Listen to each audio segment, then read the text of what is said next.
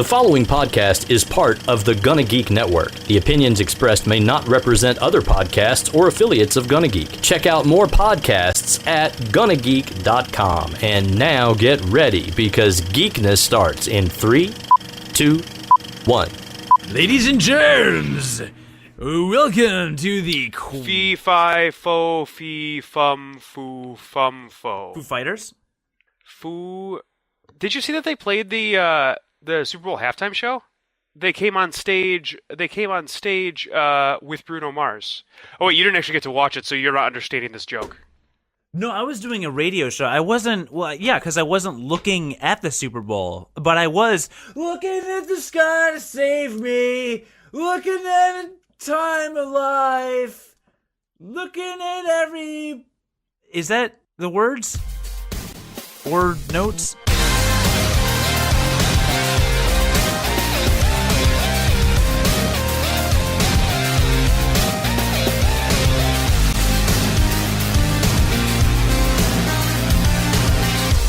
So the reason why that joke was funny and you didn't understand it is because the Red Hot Chili Peppers RHCP. Or RHCP, right? They actually were the ones that played with Bruno Mars. But there were a bunch of people on Twitter that thought it was the Foo Fighters. Oh. They didn't know. So that's why the joke was funny, and I'm assuming it was a bunch of Bruno Mars fans because the age demographic there is not the same. So you could say you had to give away the punchline to the joke? That was pretty clever because that was the only song that they played. Really? Yeah, how dumb is that, right? And don't get me wrong, I love that song. That song is great, but that was the only song they had them play. Well, because when you give away a song, you really kind of have to.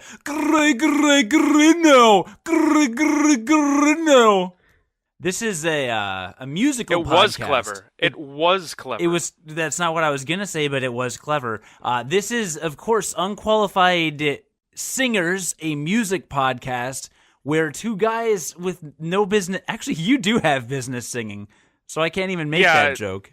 Yeah, no, it's not a good joke. You were in choirs, many choirs growing up. Many of them. Many of them, yeah. Including... You know, I haven't sung. I haven't, sung legitimately in a really long time. I thought of you last time I was in Rockford over the holidays because the Contarai Boys Choir was performing somewhere for some reason, as they are wont to do, and you are an alumnus of that organization, correct? That is true. Right, and the news anchor on 13 WREX, the NBC affiliate in Rockford, who I really like her. She's new. She's a newer girl, clearly not from Rockford. She's got a very down-to-earth charm. I like her. She's cool. Wait, Rex as in the character from Mass Effect? No, Rex is in Metal Gear Rex. Metal Gear Rex from Metal Gear Solid. What's the news anchor's name? I don't remember. She's kind of cute, though, as news anchors are wont to be. And anyway, she said Cantori Boys Choir 3 times. I seem to remember that being a thing, actually, that people pronounced it that way. I know you had to correct me many times back in the day, but I was a little surprised no one on the staff, no one in the newsroom heard her say it and then said, "Hey, actually, it's Contarai," because we've lived in Rockford. But maybe no one who works there is from Rockford. I want to say I actually don't know the origin of that word. I think it's German. I think. Shouldn't you but know? I don't actually know. Didn't you used to sing in German and Latin and stuff? I did. In fact, I think I actually sang in German. I'm sure I sang something in German. Yeah, I don't know. I don't know what to tell you. I think it's a German word, so maybe you just didn't have any German speakers there in the room with you. That's all they've been clamoring for. They post everywhere, all over the forums, about how they want to hear us talk about singing. Forums or fiveums, really. We're not going to limit them. Ha! See what I did there? Hey, this is episode 58? 58, 58. The big 58. The big 58, the big round number 58 of Unqualified Gamers. Starring me, Cody, and you, John. That's right. We're two guys that have no business talking about video games, talk about anything really that comes to our mind. Most of the time it's video games. Actually, our last episode was so wild. The last 25 minutes of our last episode was so wildly popular that we have been asked by the Gonna Geek Network to become an official professional wrestling podcast. Did you know that? So who's going to be your new host? Because I quit. No, you can provide something to that. I already provide barely anything to this podcast. And that's something. This is something I know about. So that's accurate. Okay, that's fair. Well, that's fine. No, we are Unqualified Gamers. We're going to talk about video games after we dick around a bit because we do have some regular listeners who may be interested to know what's going on in our lives, right? I think so. Plus, I didn't play any video games this week. Did you? I did. Okay, good. Well, I guess you'll be reviewing something today. But I do want to ask you this at the top of the episode. We call the beginning at the top. Did you know that? No. Is this radio? Are you radioing me right now? Is this like lawyer speak? I don't know. But as we take the episode from the top, I need to ask you a serious question about this episode. Like this particular one? This one we're recording literally right now. Okay. So if you hear you are hailed from the next room by your very pregnant wife, and she says, "John, it's time to go to the hospital right now." Then, and you say, "Hey, Cody, well, this was a fun episode. I gotta go." And then you bolt. Then, may I post that? Like, may I just post the episode up to that point and then have it end there? No, I think that's a fair ending. Although, I'll be honest, I think I'll just finish the episode before we go. You'll just make her wait. Right. Well, yeah. I mean, this is for the listener. No, it's true. It's true. That's true. But yeah, so that means, listener, as you've probably figured out, then that there is still no baby. But there's been another at least single scare of baby. So, but still none. We're still babyless. Well, it's not when you say it's a scare, that's well. What I say, I mean, sure. I don't know what other there was a false alarm. False alarm. There was another false alarm, and again, still no baby. So that's good. That's good. Yes, because you want it to gestate a bit longer. Yeah, I mean, technically, if we can make it to this Friday, we'll be at full term. So that's kind of fun. Oh, fantastic. Okay, cool. All right. Well, there you go. I wasn't sure if it was too, private of a moment if our episode happens to include your announcement that you are going to go to the hospital to invent a human being. You assemble them, actually. Assemble a human being. So that's... But I'm glad we got that cleared up. Well, I hope it doesn't come to that, not because I don't want you to have a kid, but, a couple more days might not hurt. Yeah, just because you're being selfish and you want this episode to be the best it can be. I know. Well, you're the one that's going to just make her wait. Well, I am, because I want this episode to be the best it's going to be, so. Well, I'm on it, so it's already going to fall short of that. So what did you do this weekend? Literally, oh, man. I was going to say literally don't remember. Then I remembered. Well, we mentioned that it was the Super Bowl, did we not? That is accurate. Yeah, I didn't watch it. I was doing a radio show. My radio show is Sunday nights. This is the third year in a row I have done a radio show during the Super Bowl and thus not watched any of the game or commercials live. And I'm thinking that as long as you're with this particular radio station, that's going to be the case, right? Because the only time that you get Sundays off is when there's a sports event that takes your spot. And all sports events clear the way for the Super Bowl. So there's never any other sports events on. Correct, yes. The Cubs are not going to play during the Super Bowl. The Blackhawks are not going to play during the Super Bowl. The Cubs are not going to play during the Super Bowl for a variety of reasons. Yeah, several in fact. So yeah, it's whatever. I mean, if the Packers had been playing, would I have tried to get the day off? Yeah, obviously. Or I just would have honestly just watched it during the show. I have a TV, I have a monitor in my in the studio. I have a couple TVs, so if I wanted to watch, I could have, but I didn't. So I did, however, since I work in advertising, I did watch all the commercials on YouTube Monday morning, directly following the Super Bowl, to get caught up on the kind of media advertising-ness. What did you think of the whole thing? The Super Bowl was horrible, and actually the advertisements weren't interesting this year, I didn't think, so I don't know. I mean, I wasn't impressed by pretty much anything. Yeah, you weren't blown away by anything. Not you at least all. Are you at least angry at Coca-Cola for making a terribly un-American ad? I was. You know, it's actually really funny, but when we were watching that advertisement, I actually said in the room, I was like, why are they not speaking American? not even thinking it was going to be a thing later, just jokingly. And then seeing the reaction to that particular commercial later was like, wow, the people are messed up. Yep, that's people. That's people. And listener, if you don't know, just go watch the Coca-Cola 2014 Super Bowl ad. It features America the Beautiful being sung in several different languages while showing a montage of diversity in America. It shows Americans doing traditional activities from other cultures. It features Muslims and Hispanics and American Indians, who are our culture, but you know what I mean. And there's a gay couple portrayed in there, and so it's just very diverse and very inclusive. And of course, you know, the 0.01% of Americans who still live in the early 1800s are like, that's not American. They speak English in America. It's depressing, really. It's depressing. The internet is both a wonderful and just a really dumb invention and place. Yeah. Right? Yeah.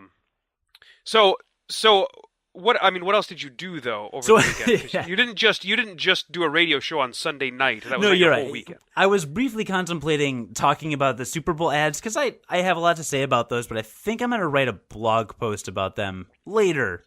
Perhaps. Okay. Who cares? Friday night, I went to a college party that got busted by the cops. No, you did not. Yes, I did. Oh my goodness gracious! What happened? Listener, you probably know this by now, but I am one of the lead roles in a web series that is being shot and produced predominantly by Columbia College Chicago students. So I'm in this web series with mostly 20 and 21-year-olds. I believe, by the way, the second episode, we released the pilot last year. The second episode, I believe, is slated to come out at the end of February. So starting at the end of February, we will have the season 1 will start to be released every week or two. So that's kind of exciting. But, so I was invited to one by one of the crew members. And it was at a 3 or maybe 4 bedroom apartment way up on the north side near Loyola University's campus. So it was in this completely college neighborhood. You know, like I stepped off the train and everyone immediately looked like they were 18 to me. I'm finding oddly that all college students are starting to look really young to me. So I was at the party. I felt a little creepy because I don't want to say I'm almost 30, but I am closer to 30 than they are. You're kind of almost 30. Yeah, shut up. Especially when you compare yourself to the high school kids you were hanging out with. Yeah, 19 and 20-year-olds. Sure. So there were probably 200 people at this party. I mean, it was like one of those generic, you literally can't move around kind of parties. And suddenly the hosts and everybody starts yelling. They're like, the cops are coming. Our neighbors called the cops. They're pissed. Their neighbors are pissed. You got to get your coats and go. Of course, all the coats are in one bedroom, which is off in a corner somewhere. So people are like attacking each other to get there. And I'm like, who the hell cares? Like, you know, just like wait and get your coat and then leave. Well, I forgot that half the people there needed to leave immediately because they weren't 21 because it was a college party. Right. And that's when I felt like I should probably never go to one of these after this year. Did the cops bust you for drinking? Funny Funny enough, I wasn't drinking that night. I showed up with a Monster energy drink and pounded that and then pretty much left. Sure. All right. But right on. yes, I did evacuate the premises before the cops entered. I don't think they entered. I don't know what happened really, but After the cops checked your ID, did they ask which one was your child? yeah, that happened. So there's that. Apparently, I've still got a game. A girl asked me what year I was and then told me to find her on Facebook. She's 20. What year did you say? I said, "Oh, I'm done with school. I'm an adult." And she was like, "How old are you?" And I was like, "Old enough." And then she was like, "What does that mean? How old are you?" And I was like, "You know what that means." And then she was like, "Try and remember my last name. Find me on Facebook." I did. I added her. She accepted.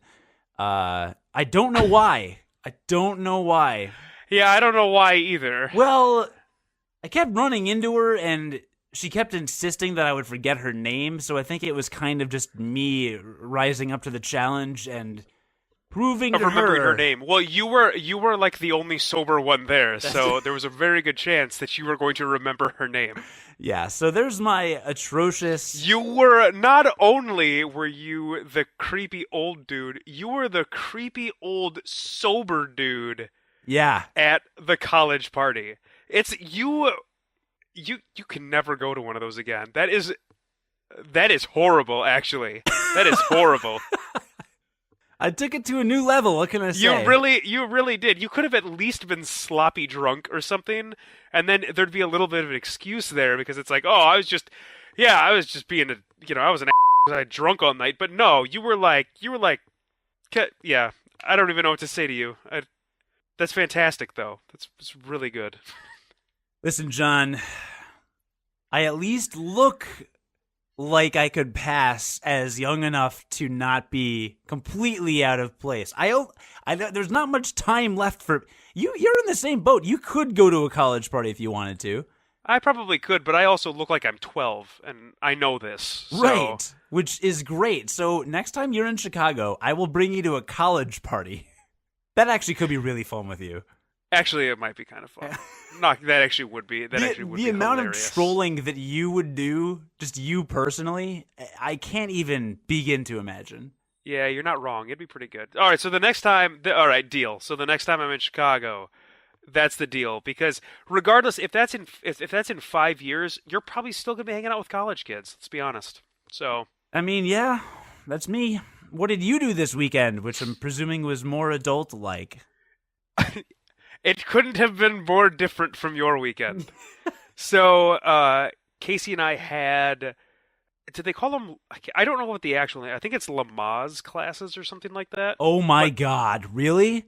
Yeah, they're basically like baby classes, right? And so you go there, and normally... Like, the standard way that they do them is you go every night of the week for 8 weeks. Or not every... No, wait. Let me rephrase that. You go one night a week, same night each of those weeks for 8 weeks.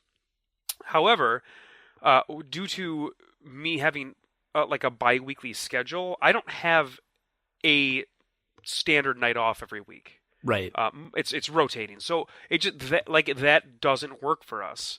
So we did this weekend one where you go 9 to 5 one like on Saturday, and then 9 to 3 on Sunday. And they go through the whole labor and to, like what you can expect during labor. They go through different medical procedures that you might experience because of labor, like if you have a particularly difficult labor or something like that. So different medical procedures you might have to have. And then they do like the second day they do like a dealing with your infant, like what it's going to be like to have an infant, how to do stuff. And initially I think probably many dads was very skeptical. I was like, this is going to be really dumb. Like it's not going to be something that we need to do. However, about halfway through the first day when they started talking about the labor and everything, it was so enlightening as to the fact that I don't know fucking anything about babies. And it actually turned out to be awesome. So I encourage you, listener, if and when you decide to have children, approach those with an open mind, because these particular classes with an open mind, because I think it may have been one of the most valuable things that we have done since the start of this pregnancy to prepare for this baby. Really? Yeah, it really was awesome. And you're a pharmacist, so it's not like you don't know anything about anatomy or the human. Yeah, but like I said, you quickly realize that like you can't really approach the process of the birth from a medical perspective like that. It doesn't work. So yeah, but the other thing that it really served to do was make me just like ridiculously excited. Like I'm ready to have the baby. I am ready to be a dad. So it made me super excited. So that was basically that was my whole weekend, because it was that, and then on Saturday we just kind of hung out and had kind of like a quiet night because of everything that's been going on. And then Sunday was the Super Bowl, which I was all excited to watch. I was all excited for a good game, and then it turned out to be like one of the worst Super Bowls I think I've ever seen, ever. Wow. And just think.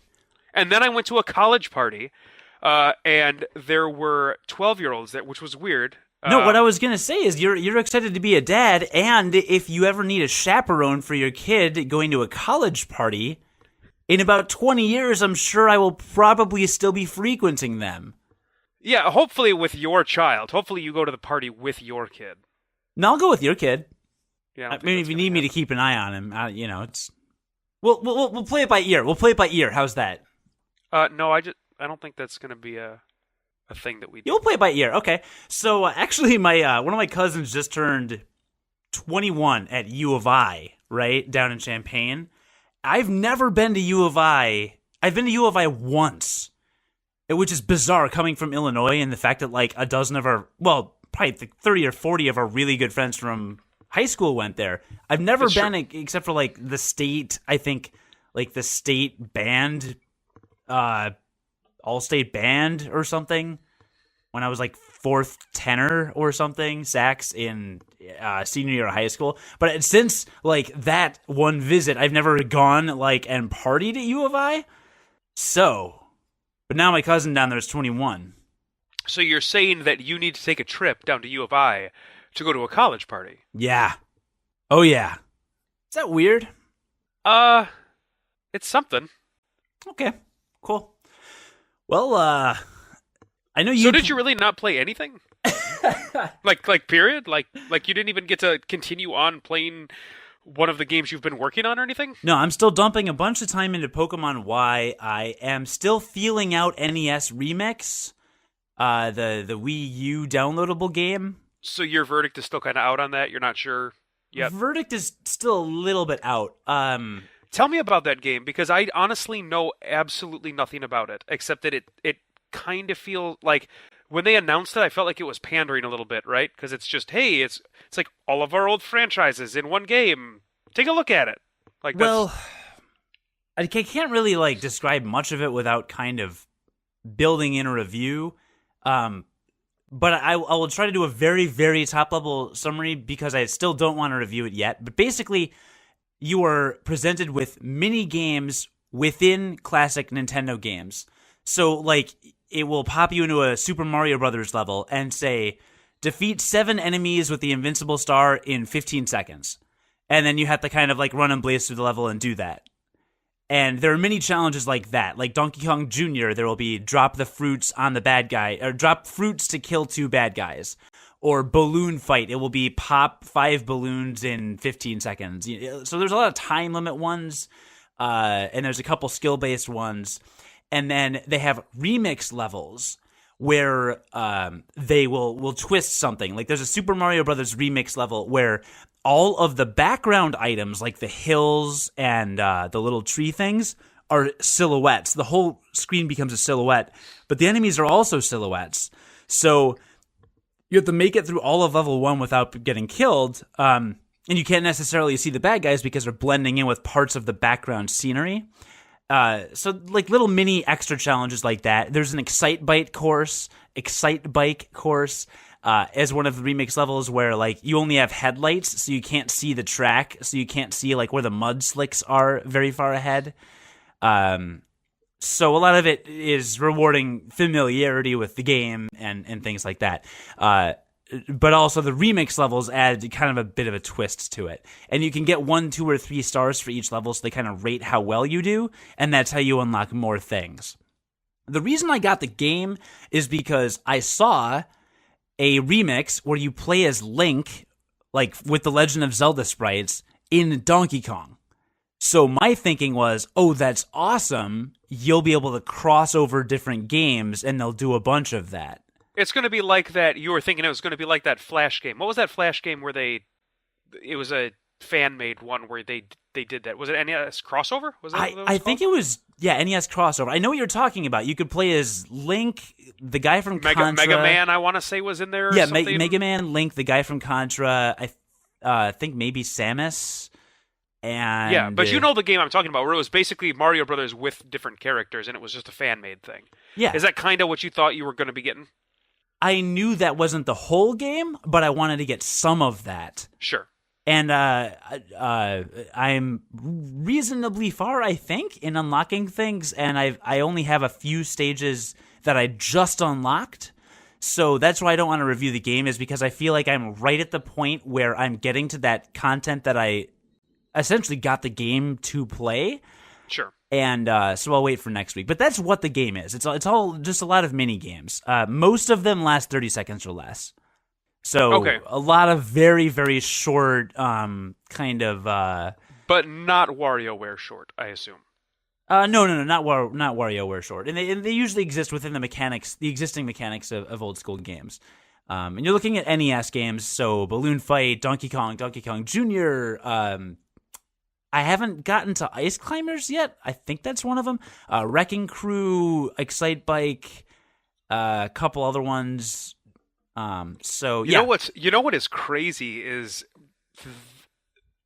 the Wii in general is kind of marketed at a younger age group.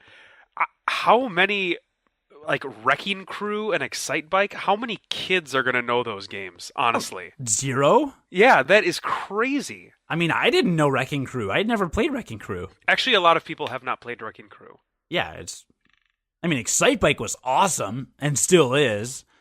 But yeah, not Wrecking Crew. I don't know. Wrecking Crew was great.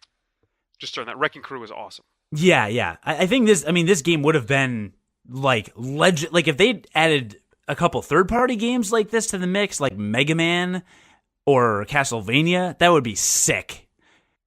Sticking to just Nintendo franchise is fine, because Nintendo's pretty much the best, but I would really like to see some of that third-party stuff. Well, they certainly have the most recognizable franchise characters.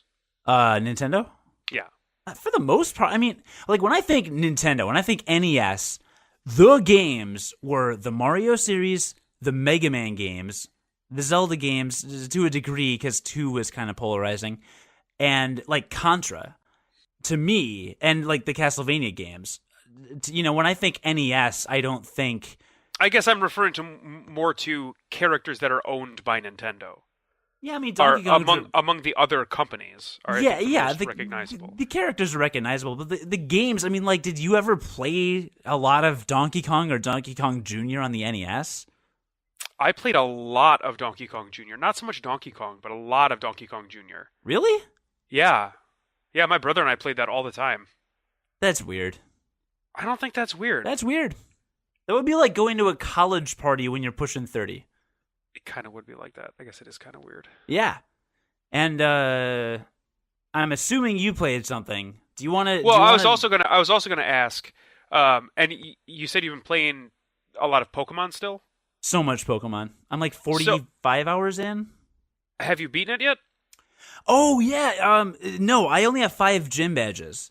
Because I'm very methodically and systematically... I'm playing the game in a very particular way. Whenever one of my Pokemon reaches its maximum evolutionary level, I put it in a box. I kick it out of my party. Because my only goal is to fill out my Pokedex as much as possible. Sure, which is certainly one of the ways, and honestly, probably the most common way I would think that Pokemon is played. Surprisingly, no, because our friend Blake got it, and he beat it in like 3 days. And there was one of...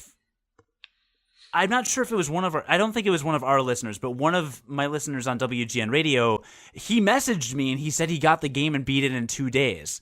So I know there are some people that just get it and just tear through it, because even Blake specifically said, he was like, oh yeah, I found a party that worked really well, and I just had them like at a really high level and just plowed through the game. But the tagline is not gotta catch some of them. I agree. That's just how, and I'm playing in that totally different way. I also, on the side, Eevee is my favorite Pokemon, and as you're aware, Eevee can evolve into several different Pokemon. In the original game, it was Jolteon, Flareon, and Vaporeon. Now there is Umbreon and Leafeon and other Eons that I am Leafeon's a really bad name. I believe Sylveon is the fairy Sylveon, type. Yes, thank you, Sylveon. There may be another one. I don't know, but there's a bunch. So I actually have a box that now has 9 level 1 Eevees that I've acquired through the global trading system. I would put something up and then say that I would... So the way it works is you deposit any Pokemon you want, and then you say what you're seeking, and then it's deposited. Yeah, you were talking about this last week. Yeah, and then if somebody else, so I have now enough level 1 Eevees to where I can make a whole party, but I don't know. I'm kind of... They're all level 1, so that's going to be its own kind of thing. I don't want to take on that side project yet, but I've set up. But that's the kind of stuff I've been focusing on, as opposed to just getting through it. So I just got to the 6th gym, which is the fairy gym, and I have no idea what to do because I don't know what fairy type is weak against. No clue. And I have no idea where you would go to find that information. If only there was some database of information that you could query, and maybe even an engine with which to search this database. That's asking for quite a bit, though. Yeah, that sounds like science fiction to me, really. Yeah, it sounds pretty futuristic, really. And I noticed that some of our listeners are still playing Pokemon, but we're going to talk... So every Friday I ask on Google+, what have you been listening to, listener? Or what have you been playing, listener? You've been listening to us, sadly. I'm sorry for you. I asked what you've been playing. Some of you replied, but John and I will discuss your gaming decoupage near the end of this pod decoupage cast episode. Still not the right way to use that word, isn't it? No. So I'm assuming then that you're still enjoying Pokemon if you have already sunk that many hours into it. Yeah, I'm loving it. I refuse to review it here because I will not be motivated to play it once I review it. So that's why. I mean, is it capturing that like childhood Pokemon thing? Is that why you're liking it, you think? I just think it's a fun game. It's fun. I think that's fair. It's addicting. It's challenging to a degree. If I left my starter Pokemon in my party and kept using my Mega Evolution ready Charizard that I got, and all that other stuff, like I actually lost a battle the other day, and I had just Wonder Traded and received a level 52 Scyther or some other really strong Pokemon, and everyone I'm fighting at this point is like level 30, mid-30s maybe. So I lost a battle and I got pissed, so I just put the Scyther in my party and destroyed the other trainer. And I was like, well, I could do that. I mean, I could Wonder Trade a bunch of level 60 Pokemon and just plow through the game, but I just don't want to. It's challenging if you want it to be. It's an easy game, I think, in theory, but oddly, I'm in no way motivated to exploit any of it. So are you at the point where you think you're going to, and I guess it's still a little early to make this decision, but are you at the point where like at the end you're going to start to get involved with like competitive Pokemon scene type stuff? Like do you see yourself doing research to create perfect parties and that kind of thing? Or is it just, you're just having fun with it right now? Just having fun. Hell no to competitive gaming. I've been down that road. I tried competitive Smash. The amount of dedication and obsession, no, there's no way. I actually started interacting with the Pokemon Google Plus group a little bit, or Google Plus community. John, which is also, it's a very active community. Have you like read a lot of it? I don't think I've read. I mean, I read all of the updates that come out of that community because they are on the line, right, on the timeline. Just go. And there's a lot of them. Go on their community and just like read a bunch of the posts in a row. Many of their posts are getting 150 or more replies when people ask to trade or battle or ask for advice on party balancing. Like, these people know their stuff really hardcore. There's a lot of very serious Pokemon trainers out there, and I like the collection aspect far more than the battle aspect. Like, when I see people online, if they want to trade, I may trade, but I don't want to battle them. I don't want to do it. I did one online battle I accepted, and I got demolished. And it was predominantly by one Pokemon that had moves that I didn't know existed and was exploiting them to wreck my party's, to wreck my party. To wreck your party's face. Yeah, to wreck my party's face. So I have no desire to get into that competitively, but I would like to collect as many as possible. I'd like to catch them all, as it were. And if that makes sense, because the game kind of specifically tells you, catch them all. It does. The other you thing might have some fun if you catch all of them. You might. The other thing I'm trying to determine is how your Pokedex is completed, because I don't think I need to keep every Pokemon I catch in order for that Pokedex to remain filled out.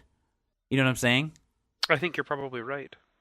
I'm 99%. I think as long as at one time they were in your possession, they'll probably just stay there. Yeah. Oh, you know what's an insane level on this? When you look at your Pokedex, so Kalos is divided into 3 regions. I don't know what they're called, but they're 3 regions, right? So there's a different numbering system for each. So let's say region 1 has like 100 Pokemon, right? You go there and you look, and you see that region. It shows all 100 slots, and then it shows the ones you've caught. And then at the top, there's a tab for each country from which you've received one of those Pokemon. So in one of the regions, I have English. I have USA, Spain, England, and Japan. So there are collectors on the Pokemon community in Google Plus who are trying to fill out their Pokedex for the Kalos region, for all 3 regions, and multiple countries of origin. That's a pretty cool touch. You think so? To have that information there. I think it's fucking crazy to try to do all of them. But that's a really cool touch to have that information there when you do a trade. Yeah, when I get trades, my level 3 EV is from Spain, and I think that's really cool. And everybody knows that Spanish EV's far superior to American EVs. It's actually EVI. The plural of EV is EVI. I don't think that's right. I think it is. So, but yeah, I am told that Spanish EVs are better. Who tells you that? Them. Okay, so that's enough. I'll touch on Pokemon a bit for the next several weeks, but I don't want to get more into it. But I'm still enjoying it. I mean, are we talking are you playing this at home now? Like, have you graduated beyond just playing this on commutes and in times of travel? Yeah, I mean, my morning commute is about 40 minutes. My going home commute's about 40 minutes. So, listener, to give you that perspective, yeah, I play at least an hour a day, pretty much every day during the week. A couple times I have gotten home and booted it up and continued playing. Not often. Generally, I just do it when I'm traveling. Sure. But it's a hell of a travel companion. And no, for sure. Of course, I take a break from the game whenever my Street Pass has collected 10 Miis, because that's the maximum number you can kind of collect in the plaza at once. So when I see my notifications going off and the little green light turns on when you Street Pass, when I see I have 10 Miis in my plaza, I open up the Mii Street Pass Plaza, I play all those mini games I reviewed on an earlier episode, and then I go back to Pokemon Y. So I break it up a little bit that way. I feel like you are really using the 3DS kind of how it was meant to be used. You think so? I really do. Yeah, like that's like that. That is what street passing I think is really supposed to be. Is it kind of exactly how you just described? Kind of breaks up the gameplay a little bit.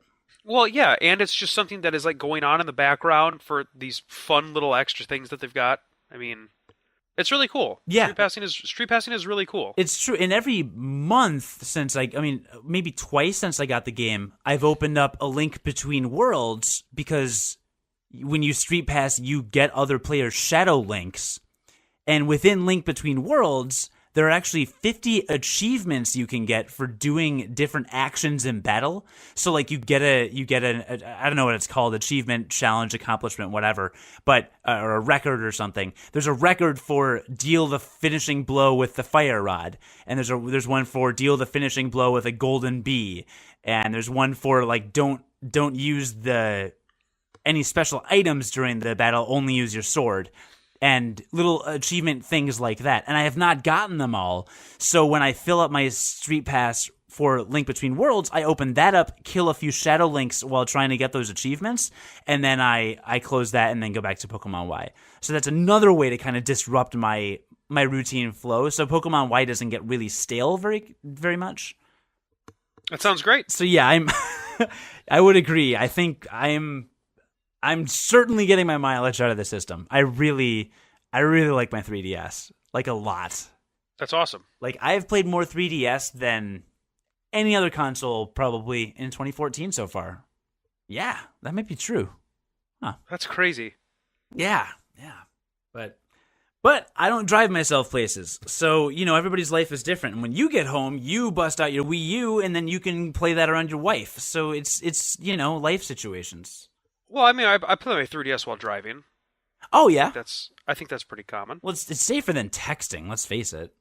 Yeah, I think it is. I know it is. Yeah, I don't have any figures on that, but it's got to be. You know what I saw today on the train? I got to say one more thing about mobile gaming. So I saw somebody, the old Nokia phones where it had the big round keys, just the flat phones, right? The little, it was before flip phones, really. You know what I'm talking about?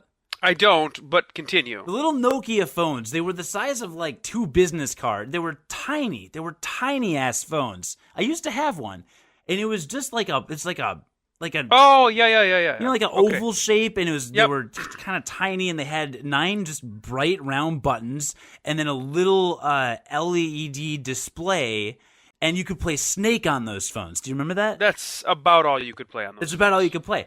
So some woman on the train had a smartphone, and the bottom 2/3 of the screen was an image of those 9 Nokia buttons. And the top third was just a yellow window with Snake playing in it. And it looked... So they were emulating a Nokia, original Nokia phone. Yes. They were emulating an entire Nokia phone. And the buttons looked so realistic because of the way that they were lit and shadowed that my friend and I thought they were real buttons for a while. And we were like, what the hell is that phone? That is awesome. Yeah. But it was just, the whole screen was just a giant Nokia phone. Oh my god, that's so dumb. Yeah. That's so dumb. Without the edges, though. So that's why it looked like it was, the buttons were just on the phone, because we didn't know, we didn't see the screen. But yeah, so a giant Nokia phone emulator. There's your emulation game for the day. That's awesome. Yeah. That's awesome. Yeah.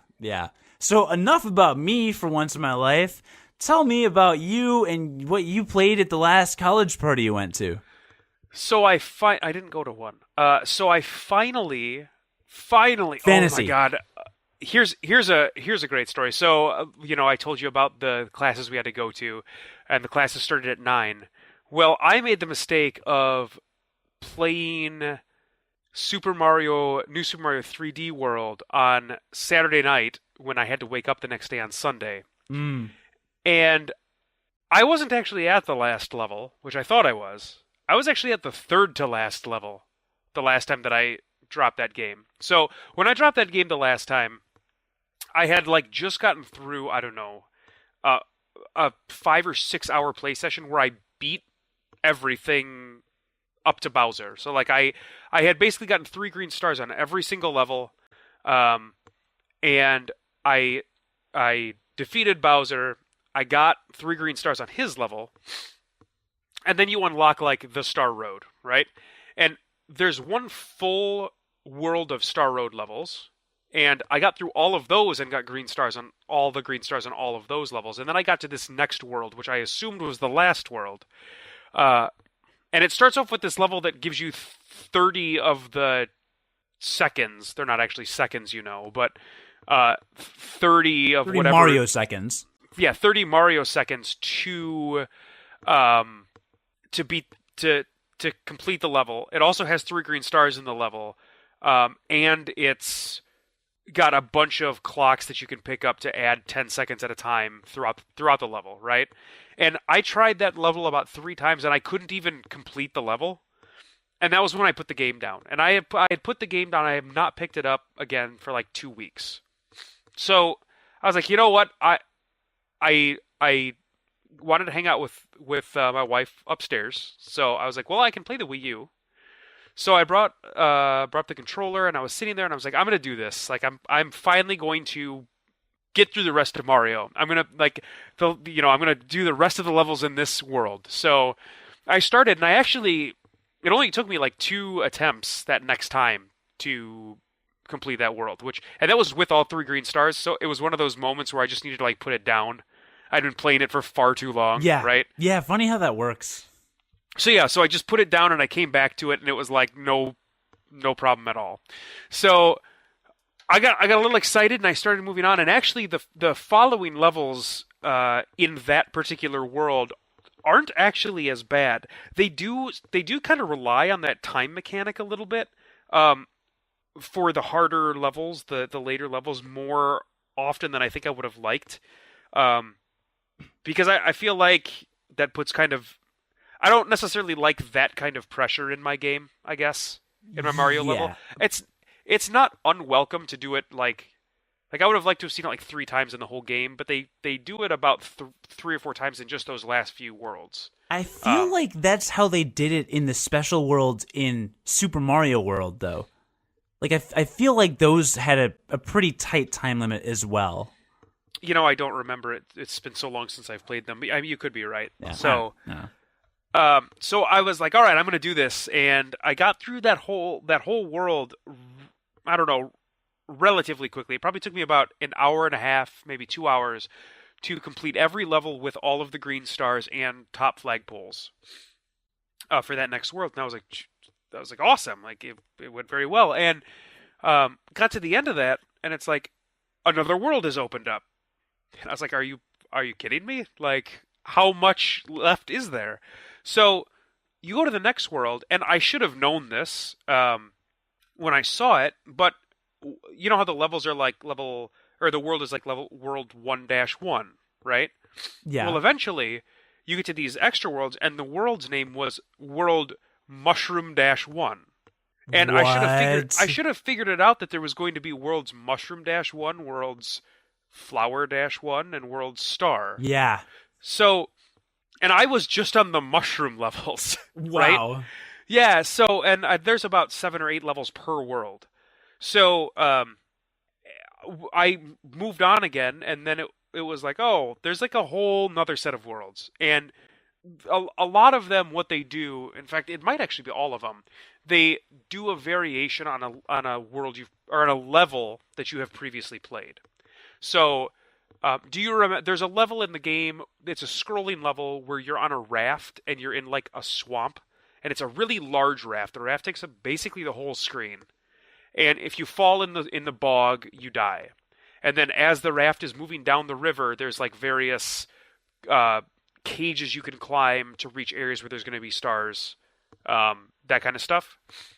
When you get to a level like that, only it's got ghosts everywhere and it's in the dark. Good. Yeah, so like you can't see where you're going pretty much at all. They do give you those headlight lamp boxes that fit on your character's head, but for the most part, like that's an example of one of the levels, and it's not easy. So there are a bunch more levels and these 2 worlds, and I get done with that, And at this point, it's like 10 o'clock at night. And I have been playing this fucking game since I got home at like 6. And I was like, I've got to be near the end. And keep in mind, like, I went back and I'm at the point now where I feel like I'm at the end of the game, so I'm trying to get every green star every time. So I'm not leaving these levels until I'm done doing that. Right. So that's why it's taken me so long to get through these levels, because you can still complete these levels relatively easily, but it's still getting all the green stars that is really where the challenge is. So I get done with those worlds and I'm all excited, and then the final world opens up. And it's world Crown Dash whatever. And there are only 3 levels in the final world. There's a Toad, one of the Toad levels. Mr. One of the Toad houses, yeah. Yeah, where you have to like rotate the camera. Like the yeah, Toad, yeah. the archaeologist guy, right? Yeah. I've played one of those levels. They're really fun. Yeah, they're awesome. The last one, of course, is the hardest one by far of all of them, which it should be. But it actually wasn't too bad. Like, I felt pretty good about it, about that particular one. And that took me a couple of attempts. Then there's a mystery. There's one of those mystery box worlds, and you've probably tried those at this point too, but they're basically worlds where you go in and you're given 10 seconds to do some sort of weird task, where it's like you might have to kill all the enemies, you might have to light up all like the blocks on the floor by running over them, and then get the green star in 10 seconds, right? Yeah. Do you know the levels I'm talking about? Yeah. Okay. They're not full levels, though. That's usually mini game stuff, like within a level. And it's got like 5 green stars, right? No. But I'm talking about like the level on the world map is like a purple box with a question mark. Maybe one. Remember, I'm still only in the second or third world. Yeah. So, but anyway, normally how these work is like your character will be dropped into a room, and it never tells you exactly what you're supposed to do, but there's been such a good language of the game that you very quickly understand what you're supposed to do. So like there'll be 3 Koopa Troopas in the level, and you'll just instinctively know, all right, I gotta kill all these things to make the green star spawn. Or you'll drop into a level and there'll be a bunch of torches that are unlit, and there'll be a question block, and you hit the question block and immediately you're given a fire flower, and you say, oh, I have to light all the torches. Right? So there are levels earlier in the game where you've got to do that for 5 stars. So you do it, and you're given 10 seconds to do this task. You do it, you get the green star, and then you get dropped into another level. And you do that for 5 different levels, for 5 green stars. Okay. If at any point you fail one of these objectives, you go back and you have to do them from the start again. So one of the final 3 levels is one of these question block levels with 30 stars. Oh boy. 30 green stars. And keep in mind, if you fail an objective, you go back to the start and you do them all again. Yeah. Up to that point. So for the most part, they're like the first half of them are relatively simple. Like, I think I got to like 15 on my first try, and then I didn't pass on beyond that. And I had never actually died at one of these before or not completed an objective, so I didn't realize you had to start from the beginning. But when it dropped me back and that happened, I was like, shut the f*** up. Like, you've got to be kidding me. So, and this is where stupid me, like stubborn me, is that I'm in the last levels of this game. Like, I am going to complete this damn game, right? Yeah, because you're there. Right, exactly. You're at the point of climax, and you can't not climax. That's right. You absolutely can't not climax. That's exactly right. So I play this damn level over and over and over and over and over, and I probably played through the level about 40 times. What? Before I finally completed it, because it was one of those things where the levels get much harder, and so you'll like I would get to the 20th green star, and I would get it, and I'd be all excited, and then I get dropped into the 21st green star, and I would know what I was supposed to do, but I wouldn't react. I would react like a half second too slow, and so I would either not do the correct things I needed to do to even get the green star to spawn, or I would get the green star to spawn, and I just wouldn't have moved fast enough to get to it, and then you go back to the beginning. I understand. So, yeah, so that happened over and over and over and over again. And I finally completed the level, and I was like, "Oh my god. Like that it can't honestly be worse than that." Because I had to start over and over and over again. So there's no way that it could be worse than that. And like my eyes hurt at this point because I'm playing on the gamepad. So I'm like, "Oh my god. Like I just want this game to be over." And so I went to the last level, and the last level is a traditional level, and it's one level. And I was like, okay, this is 3 green stars. It's like a normal level. I think the most time that I spent on a single level was maybe 3 full attempts through the level to get, aside from that one when I put the game down. Right. Other than that, it only took me maybe 3 attempts at any other level to get all 3 stars. So the last level is level crown-crown. Good. Just abandoned numbering altogether.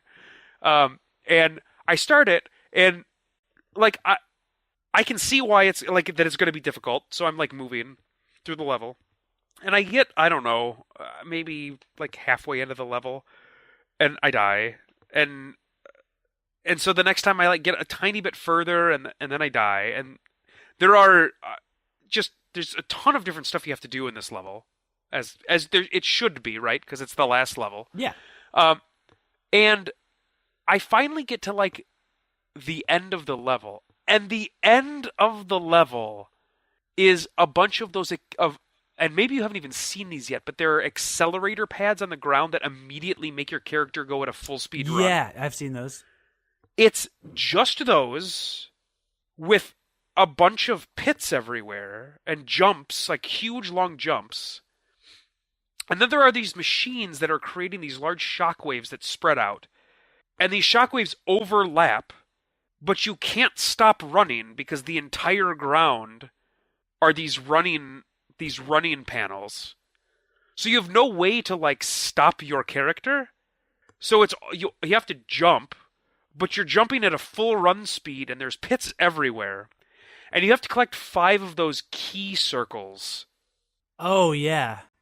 To open up a locked teleport cube to complete the level.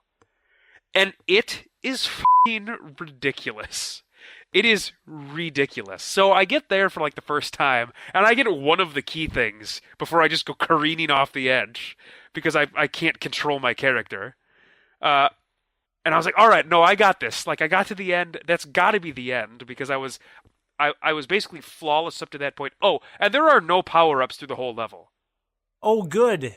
Yeah, so there's no way to, like, if you basically get 2 hits unless you're willing to go back to a Toad House every single time to get items, which you won't be.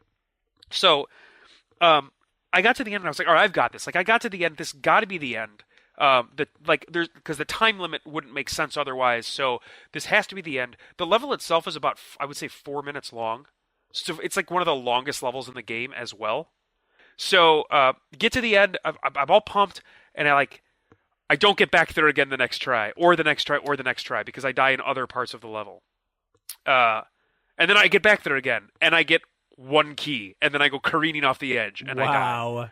Yeah, so I started that level with about, I think, 53 extra lives. I continued that level about 10 to 15 times. Okay. Which means that I burned through all 53 of those lives, as well as 5 other lives about 15 times. You continued 15 times. Yeah, wow. About 10, 15 wow. times. When I completed the game, which I don't know if it gives you this information, and it was to the point, right, where my wife is asleep in the bedroom with the door open, and you just hear me like in the living room. And I do not get mad at games. I have an endless amount of patience. I really do. It is one of my better qualities. Really? It is one of it. It really is. I just have an endless amount of patience. But it got to the point where my wife was like sleeping, and I was waking her up occasionally because I'd be like, this fucking like I would lose it. And I really came close to throwing the gamepad and actually tweeted that. I said, I literally almost threw that damn gamepad. Are you serious? Oh my god. Maybe you'll get this level on your first try and it'll piss me off more than anything else.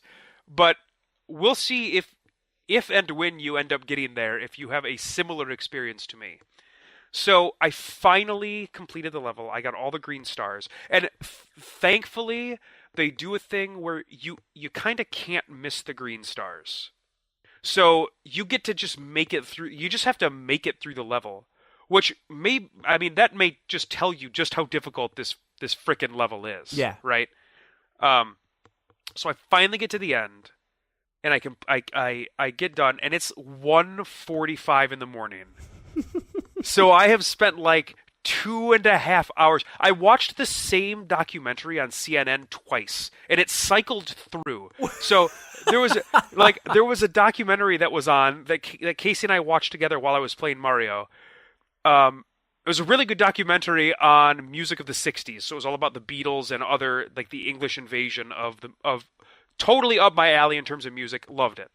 And then they played like 2 other documentaries, and the last documentary that was on was a frickin' repeat of that first documentary that we watched. So I had like cycled through all of their programming for the evening and gotten back to what it started with. And my eyes, I basically burst a blood vessel in my eye. So like the next day I had a red in my eye. I don't know if you've ever done that by playing a game for too long. But Probably. I had like red in my eye the next day. But I wanted to close that chapter of the book. Like I wanted to, because I was just thinking about it, and I was like, I never want to come back to this game again. So I do not want to put it away tonight without beating it completely, because I will never want to come back to it again. So thankfully, it all got done. I completed the game, and all was good, all was right with the world, and I got to go to bed.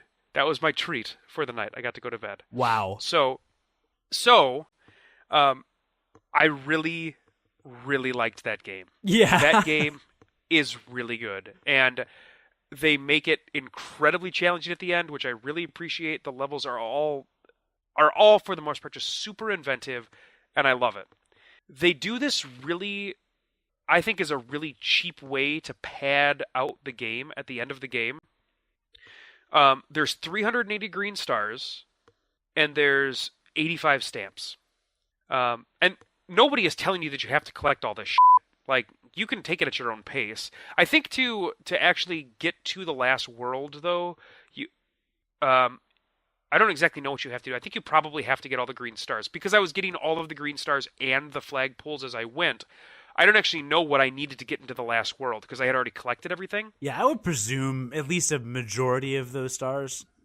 Right. So, but nobody's telling you have to collect all this stuff. And the stamps are not used for anything other than a collectible and using them on the Wii first.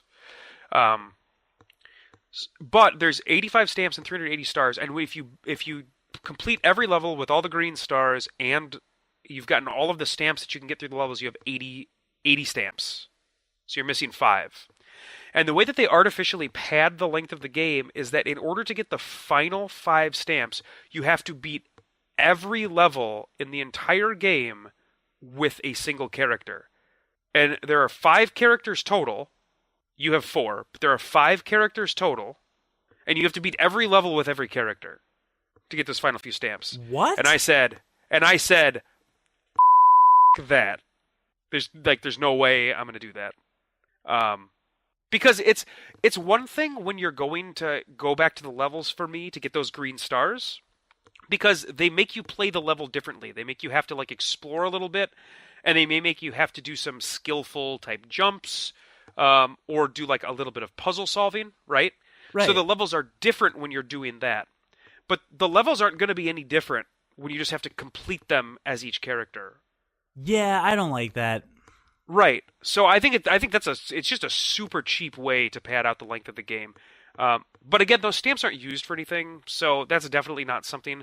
But they've got a little star rating above your save when you're done, and so mine is going to forever be stalled out at 4 stars when I could have a 5-star rating. If only I would spend the 20 plus hours to complete every level. And keep in mind, I completed that last level after like 200 lives. Oh, and they show you how many lives you've used. Oh, good. And at the end, I used 297 lives. I wish it had broken it down by level, because I think honestly I spent about 200 of them in the last level.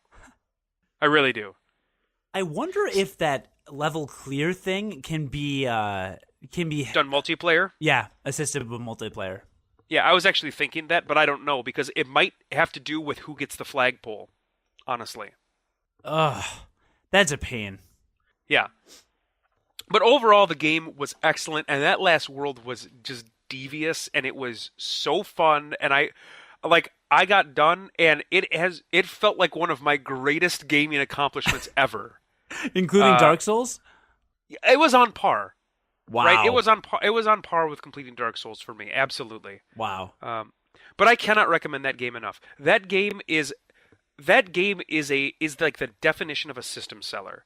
I really think it is worth I have my share of problems with the Wii U. But I really think that game alone is worth purchasing a Wii U for. I really do. Wow. It is that good. Wow. So yeah, that was my big gaming experience over the weekend. And I sat down, trust me, I did not sit down on Saturday night with the intention of playing like 9 hours of Mario. And it got to that there's that point, right, where you're playing a level like that and you start to die earlier in the level because you go on what poker players call tilt, right? Like you go on tilt, and then stuff that you were doing perfectly before you can't seem to do right ever, like again. And you're dying at areas where you were not dying before ever, and that just kept happening to me. So like, I would have a bunch of great runs in a row, and then I would go on tilt, and then just like start dying in the first 20 seconds of the level or something. Yeah. Something dumb, right? And so I was going through these cycles of that too, and how incredibly frustrating is that when you're going through those moments? Where you're like, I just did this like perfectly. Like 20 minutes ago, I was getting to the end of the level every single time I tried. Now I've gone through the level 8 times, and I have not gotten to the end of the level a single time. Yeah, like, no, what is those happening? are the worst. Exactly, and that happened to me repeatedly. But I just persevered through all of that, and it was good. It was really good. It was really good. Yeah, I didn't know there was a word for that. That's interesting. Tilt. Interesting. Yeah, it's a poker player word, but it gets used in other stuff now too. Yeah, I mean, I'm a Pokemon player, so I would recommend that game to anyone. Really, I think it's got something in there for everybody. Well, I'm really glad I recommended that too, because your wife asked me, which package should I get him, and I thought about Wind Waker HD just because I liked it so much, but then I was like, nah. Let's do Mario. Yeah, I'll be honest. The only Zelda games that I ever really fell in love with were Link to the Past and Twilight Princess. Yeah, I can kind of take or leave any other Zelda game, really. Well, but again, remember, I could take or leave Wind Waker. In fact, closer to the leave side. I was never a big Wind Waker fan, but Wind Waker HD I really liked. And the pace is so much faster. It's like, I mentioned this on my full review on an earlier episode. It's almost like playing the game, the original, and fast forward. I mean, you could probably beat that game in like 5 or 6 hours. That may be an exaggeration. I think they did that on a speedrun during that last speedrun marathon. I think in about 5.5. So No, you weren't exaggerating. That's about right. Maybe closer to 8 or 10 then for a normal pace. But even at a normal pace, like it goes by quickly, which is very cool. It's like when I sit down to play Twilight Princess, I feel like I'm like embarking on a journey. I mean, that's like a 30 or 40 hour Zelda game, and Wind Waker HD is not that length, but in a good way. It's not like it's a really short game. It's like in a very good, this is a good pace kind of a way. So. Anyway, but yeah, I'm not a fan of the original Wind Waker. So anyway, that could be on your list at some point, but didn't you just get like 10 Wii U games? I did. I went out and I splurged on a bunch of them because, I'm going to have all this time when the baby comes. Mm-hmm. I'm not going to have any time when the baby comes. So I got it. Why I bought them. I got the sarcasm there. Yeah, no, I have no idea why I bought them, but I bought them. I got Pikmin 3. I got Wonderful 101. I got Monster Hunter 3 Ultimate. And then I feel like I bought... Maybe I didn't buy one more game. Maybe those were the only games I got. I think that's all I got. But they're games that I'm way excited to play. Yeah. And you'll have to let me know when you play Wonderful 101 so that I can start it and then we'll review it at the same time. Yeah, because that doesn't happen that often, so that would be good to do. Very rarely. So I got Wonderful 101, a few weeks ago from one of our listeners, which is awesome. And it's not that I don't want to play it, but you mentioned when I played Metal Gear Rising Revengeance, you said that's your first Platinum game. You may not want to delve into another Platinum game right away. And I think you're right. Because when I finished Metal Gear Rising Revengeance, it was that was a heavy game. There's a lot to digest. And I found myself a couple times in the last week sitting on my couch, and I'm like, I don't want to play anything that requires a heavy commitment right now. And even including Mario. I just wanted a game you could kind of pick up and play a little bit and then put down. That's why I got NES Remix. Because I'm playing these 30-second little blips and I can put it down literally any time. And that's what I like about Pokemon is because I'm always doing 1 or 2 battles or catch something and then shut it. The most I actually, you asked me if I play Pokemon at home. I will sit around and Wonder Trade a lot at home. Because you need Wi-Fi for that, so I do that a lot when I'm at home. But yeah, right now I'm in kind of. I feel like I just had a big entree of a game, and I was playing. I played Metal Gear at the same time as some other game. Didn't I review some other big game recently? I can't remember. I can't remember either, but maybe I'm just thinking of Batman or something. I don't know, but I had a couple entrees. I'm kind of just picking at some appetizers or desserts or whatever before the next course. This is not an analogy that's working or going anywhere, but but keep following it because it'll eventually work. Thank you. Yes. So what I'm trying to say is, what's your fork? Tell me what your fork is. My fork is my controller. Okay, what's your spoon? My left hand. Who the eats with a fork and a spoon? That's dumb. Well, you just did. Yeah, this isn't really going anywhere. What I'm trying to say is, I'm taking a couple breaths in the gaming world and stepping back slightly before I kind of dive back into some stuff. No, I think that's fair. So, and when I said that about Platinum games, it was specifically because with their brawlers, it's not so much the story or anything that's a commitment, and maybe it was a commitment in Revengeance. I've never played it, but it's that they're so mechanically dense that they require a lot of focus when you play them. They do.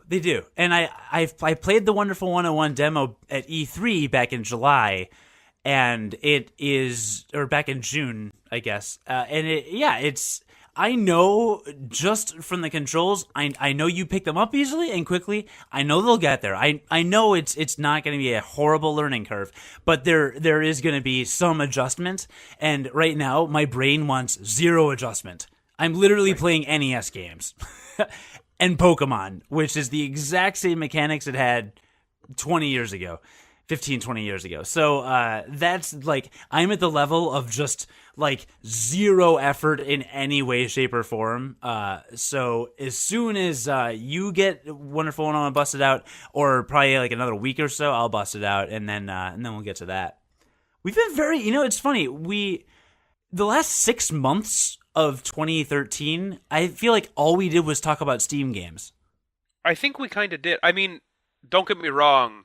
I got my new video card in, and Steam is a thing that's going to continue to happen for me. Yeah. Oh, me too. It just so happens that the Wii U is pretty good for me. It's a pretty good system for me.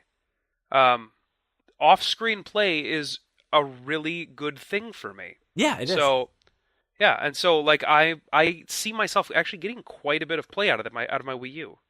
Yeah. Same with me and my 3DS. I downloaded the Bravely Default demo, which I may play. So let me know if you play that, and I will play through that as well. Sure. Although that'll be out, honestly, by the time that we would get around to talking to it. It's coming out in like 2 weeks. Oh, okay. Never mind then. All right. Yeah. Well, are you going to get it?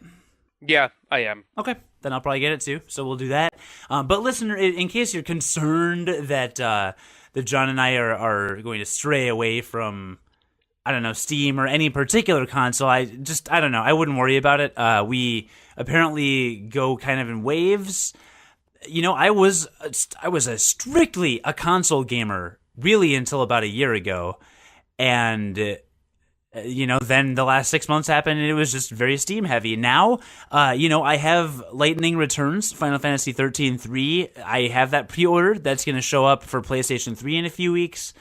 We're going to hit up Bravely Default, of course, and some more Nintendo games. But I started Guacamelee on Steam a couple weeks ago, and I liked it. I didn't like get sucked in to death, but for what I played was fun. So I'll probably pick that up again. Maybe get to that in a couple weeks. And I still have Deadpool on PlayStation 3, which I stopped playing after like 3 hours and need to get back into. Mm-hmm. So there's a lot of stuff. We're gonna mix things up a bit more. But yeah, the last couple weeks have been a bit Nintendo heavy. Yeah, what's our listener been playing? Good question. Our listeners, we ask, as we always do, what have you been playing? Scott says, Final Fantasy 13, one of the many in the series I need to finish. I would agree with that. That was a good game, right, John? Yeah, I have nothing to add. I liked it. Great, fantastic. Christopher, I've already played Super Smash Bros. Brawl and Mario Picross, and I plan on playing Halo 3, Kid Icarus Uprising, Pikmin 3, Lego Marvel Superheroes, Terraria, Minecraft, and some sort of virtual pinball. Come at me, life, come at me. That is a long, incredible list of games. Hopefully you got to all of them. It's very, very eclectic. I mean, Halo 3 was a free download for Games with Gold, Xbox Live Games with Gold, about a month or two ago. So maybe he never played it in the first place, or maybe you just, I don't know, the download is sparking nostalgia. I don't know. But then Kid Icarus Uprising, that was a Nintendo DS launch title, wasn't it? I don't know if it was a launch title. It came out, I don't think it was a launch title. Or was it 3DS? Was it a 3DS launch title? No, I don't think so. I feel like it was a launch title for something. Maybe it was one of those things where it was planned to be a launch title, but I'm pretty sure it wasn't. Okay, all right. And then you've got Pikmin 3, which is a really new game. And then Lego Marvel Superheroes, that's one of the newer ones too, right?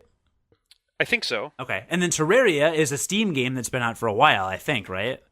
Terraria's on a couple of different platforms. Oh, okay. And then Minecraft, of course, has been around for a little while, but that's one of those classics you can always go back to. And then some sort of virtual pinball. So there's some old stuff, there's some new stuff, there's something old, something new, something borrowed, and then something. I don't know how that rhyme goes. Yeah, me neither. Doo-doo. Justin just ordered a Wii U, so waiting anxiously by the door, actually playing classic arcade games at Up Down, the local barcade. Have you ever been to Up Down? I have not. It's in Des Moines, apparently. But I have been to barcades before. Yeah, well, it would be in the greater Des Moines area. I don't know if Justin's actually in Des Moines proper, or West Des Moines, or Ames, or whatever, but interesting. He mentions X-Men, Donkey Kong, and Space Invaders. I think we can all agree those are good choices. Oh, X-Men was so good in a group. I call Colossus, just so you know.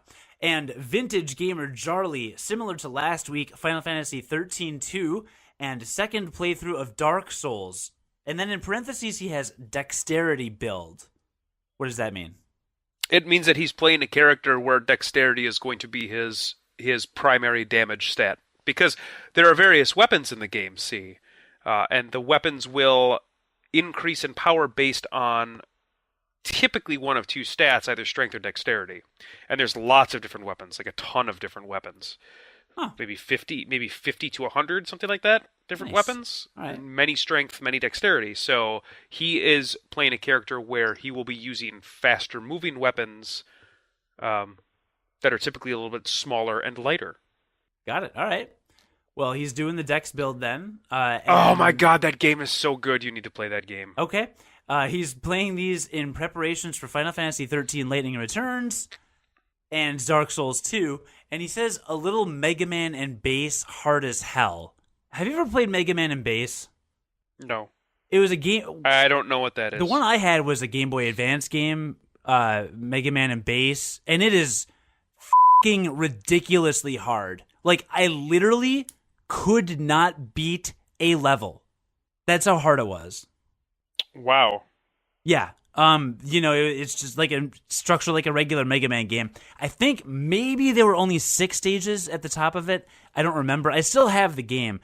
I think there were 6 instead of 8. I can't remember, but I literally could not beat a single one of those levels. Like, it was just ridiculously hard.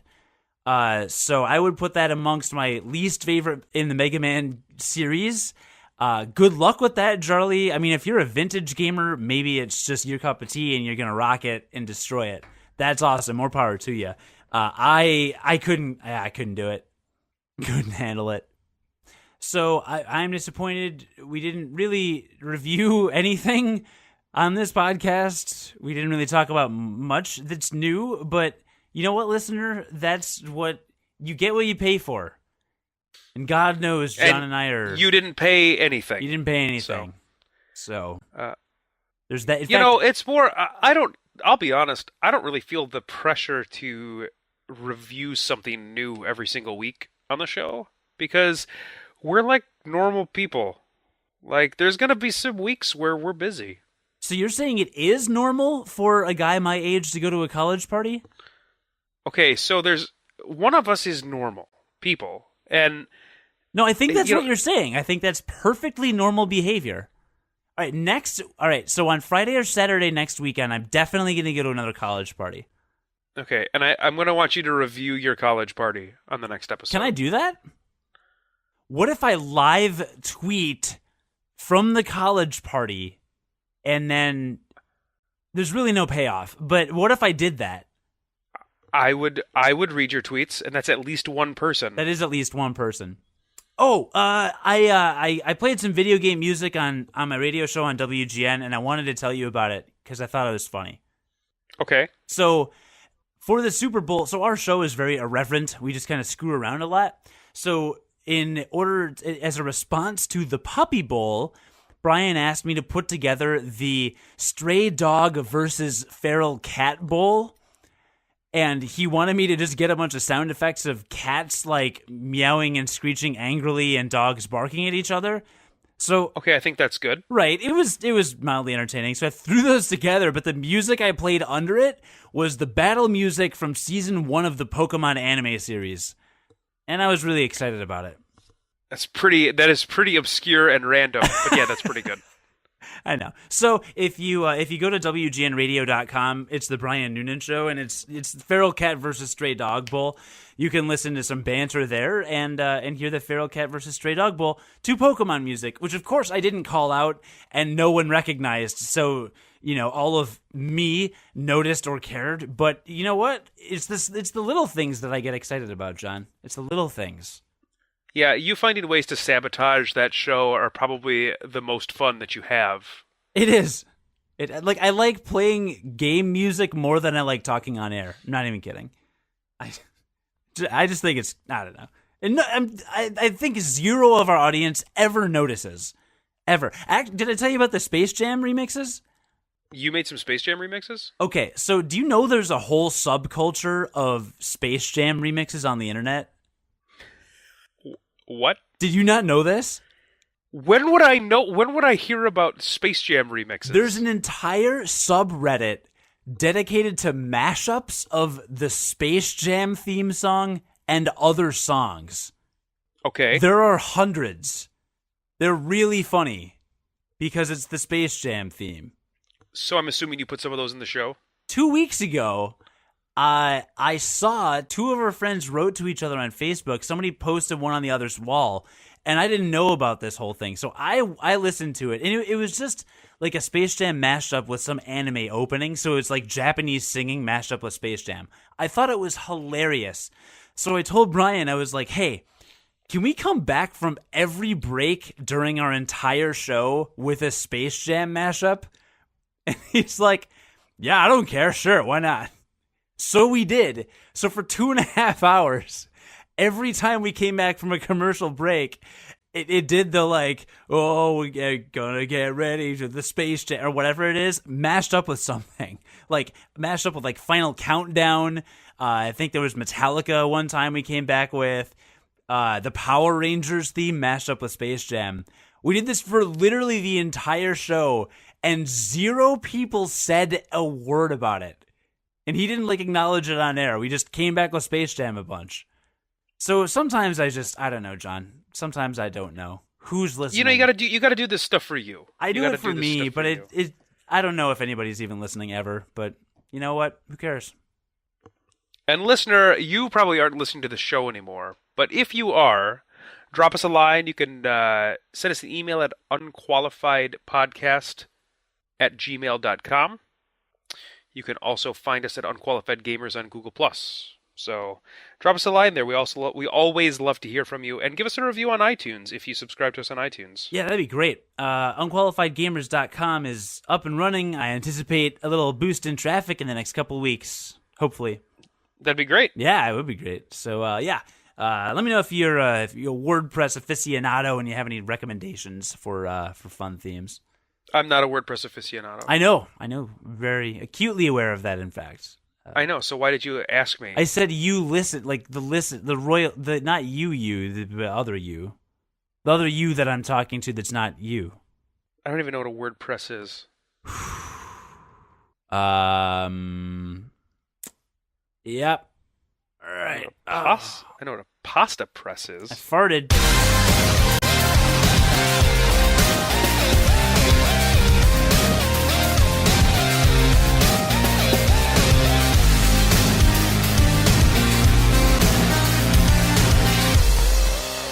Can I put my pants on now?